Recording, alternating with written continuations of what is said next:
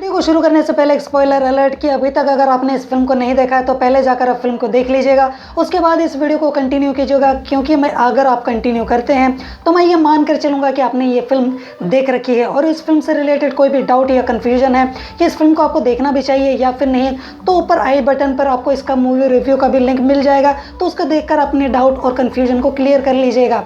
तो देखिए, यहाँ पर फिल्म की कहानी शुरू होती है 1980 से, जहाँ पर हमें देखने को मिलता है क्या HMFF की टीम, कुछ ऐसा ही, तो यहाँ पर हमें सील की एक टीम देखने को मिलती है जिसमें एक डॉल्फिन भी है, 2 सील और एक डॉल्फिन की टीम, जहाँ पर इनको क्या करना होता है कि इनको एक मिशन मिला होता है जहाँ समुद्र के नीचे एक बम या पता नहीं कुछ ऐसा होता है, उसको जाकर डिफ्यूज़ करना होता है।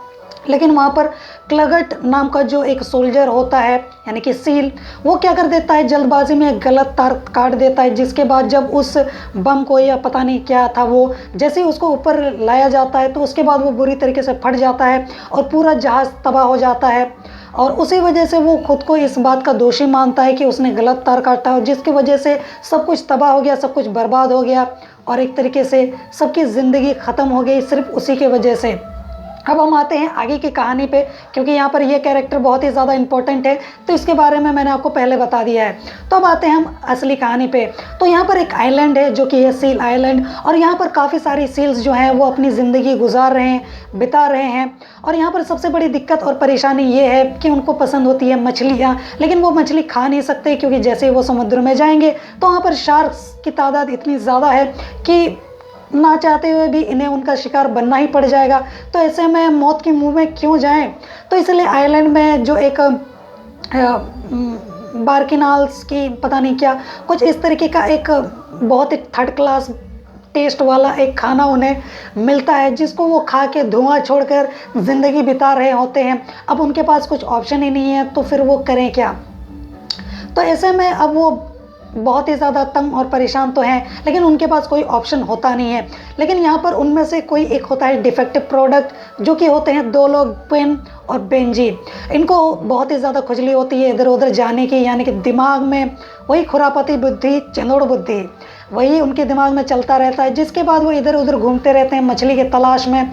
और फिर उन्हें अचानक से वही जो मैंने आपको शुरू में बताया था ना इंसिडेंट, दुर्घटना जो हुई थी, वो जहाज़ पूरी तरीके से तबाह हो गया था उस बम के फटने की वजह से। तो वहाँ पर से 2 नेम प्लेट्स गिर गए थे, जिनको उन दोनों ने उठा लिया और पहन लिया ताकि दोस्ती बनी रहे, दुश्मनी नहीं। जिसके बाद वो एक मछली को पकड़ने के लिए तो जाते हैं, लेकिन नाकामयाब हो जाते हैं और फिर थक हार कर वापस आते हैं। लेकिन उनको भूख बहुत ज़्यादा लगी होती है और वो बार्किनाल्स खाकर उनका पेट तो नहीं भरने वाला और मन तो बिल्कुल भी नहीं, जिसमें स्वाद ही नहीं, उसको खा कर क्या करें। तो जिसके बाद वो दोनों बहुत ही ज़्यादा परेशान रहते हैं, खासकर ग्वेन, और वो रात में उसके साथ कुछ डिस्कस कर ही रहा होता है कि ये जो इस तरीके की चमकती चीज़ यानी कि वो नेम प्लेट, तो पता नहीं यहाँ पर हमें काफ़ी कुछ क्या क्या मिल सकता है। तो उसके बाद उसको बेंजी बताता है कि ये चीज़ें इंसानों की हैं और यहाँ पर इस तरीके के इंसानों की काफ़ी सारी चीज़ें तुम्हें मिल सकती हैं समुद्र के अंदर में अगर तुम जाओगे तो।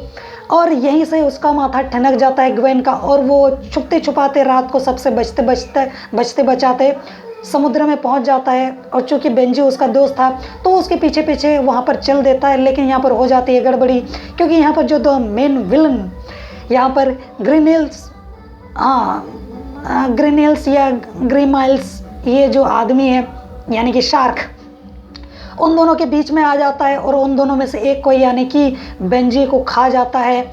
और बड़ी मुश्किल से जो ग्वेन है अपनी जान बचाकर वापस आता है।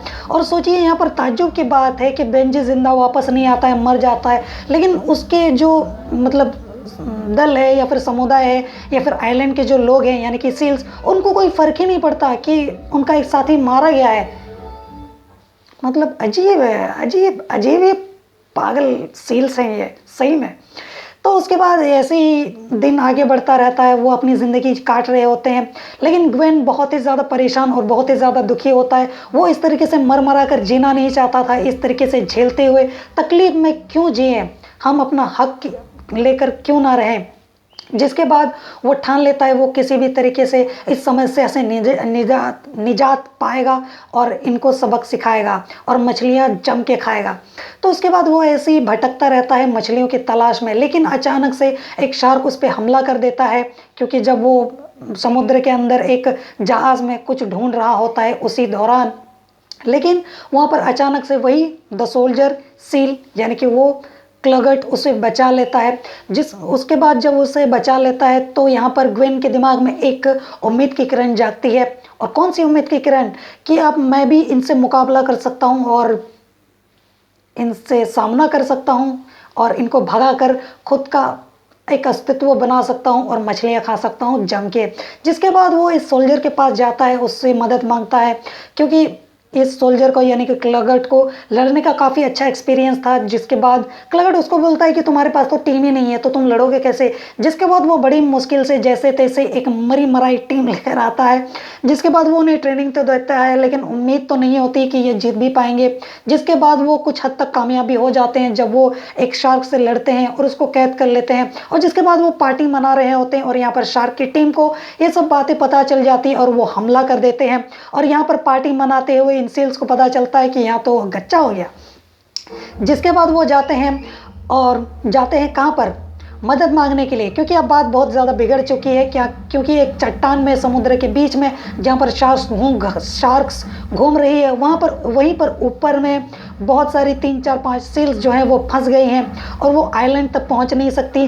तो अब क्वेन और बाकी सारी टीम के जो लोग हैं वो उन्हें बचाने की ठानते हैं। जिसके बाद वो और भी काफ़ी लोगों से मदद मांगते हैं, जैसे कि रॉजर जो चिड़िया वगैरह हैं उनसे मदद मांगते हैं। इसके अलावा वो अपनी एक टीम मेंबर, कौन सा? वो द सोल्जर यानी कि क्लगर्ट का जो एक टीम मेंबर था, 3 साथी मैंने बताए थे ना, डॉल्फिन और एक साथी था यानी कि स्विच, उसके पास वो जाते हैं ताकि वो हथियार और बाकी सारा तामझाम जुगाड़ लगा सकें और उनसे लड़ सके, क्योंकि शार्क से लड़ना आसान तो नहीं है ना।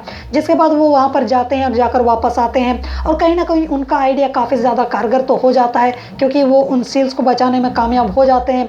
लेकिन यहाँ पर जंग और भी ज़्यादा खतरनाक हो जाती है क्योंकि यहाँ पर अब आर या पार वाली बात हो गई है। जिसके बाद बड़ी मुश्किल से वो किसी भी तरीके से उनसे